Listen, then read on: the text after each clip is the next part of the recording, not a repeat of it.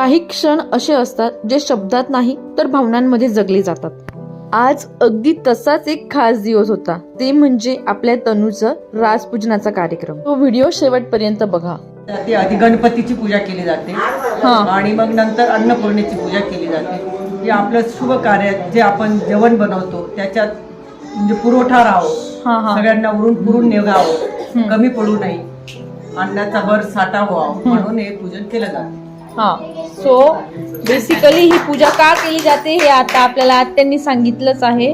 So प्रत्येक शुभ कार्याची सुरुवात आपण गणपती बाप्पापासून करत असतो आणि गणपती बाप्पाला पूजन करून, अन्नपूर्ण मातेला पूजन करून आपल्याला हेच सांगायचं असतं की आमच्या विवाह सोहळ्यात जो काही अन्न पुरवठा आहे त्यात कुठल्याही प्रकारची कमतरता भासू नये किंवा कमतरता होऊ नये, त्यासाठी आम्ही हे राजपूजन करत आहोत. आणि नंतर घरातील सर्व महिला त्या राजपूजनाचं पूजन करतात.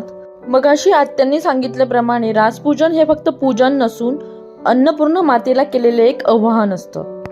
घरातील लहानांपासून मोठ्यांपर्यंत सगळ्यांनी यात सहभाग घेतला. थोडासा आनंद, हसी, मजाक आणि थोडासा इमोशनल टच हे सुद्धा यात दिसून येत होते. आणि हीच ती वेळ जिथे आठवणी तयार होतात ज्या आयुष्यभरासाठी आपल्या सोबत राहतात. घरातील आनंदी वातावरण, हसी मजाक हे सगळं बघून मन खूप प्रसन्न होते. अशा या सुंदर राजपूजनाच्या आठवणी आपल्यासोबत आयुष्यभर मनात घर करून राहतील. आणि आपल्या YouTube चॅनलवर सुद्धा. कितीही गडबड असली तरी नातवंडांना खाऊ घालणं ही आजींची ड्युटी असते, ते तुम्हाला इकडे दिसून येत आहे. असा झाला आपला राजपूजनाचा कार्यक्रम, प्रेम, आनंद आणि परंपरेने भरलेला. तुम्हाला आपला व्हिडिओ कसा वाटला नक्की कमेंटमध्ये सांगा. भेटूयात आपल्या नेक्स्ट व्लॉगला. तोपर्यंत काळजी घ्या, आनंदी राहा आणि चॅनलला सबस्क्राईब केलं नसेल तर प्लीज सबस्क्राईब करा. बाय.